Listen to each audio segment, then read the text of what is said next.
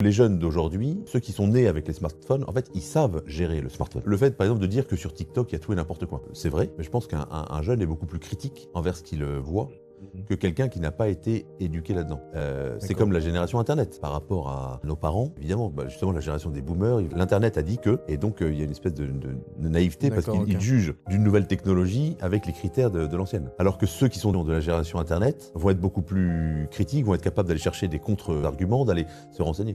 Et de la même façon, nous, on juge la génération TikTok avec nos critères d'Internet. Ce mouvement de conversion, justement, de retour, de recherche de racines, etc., est sans doute lié à ça. C'est-à-dire qu'ils ne se satisfont pas de ce qui leur est donné, dont les gavent. Et au contraire, ça peut devenir aussi, comme c'est le cas avec YouTube, comme vous l'avez dit tout à l'heure, dans les 10 dernières années, YouTube a pu devenir aussi un contre-pouvoir, une source d'inspiration pour contrebalancer le discours dominant.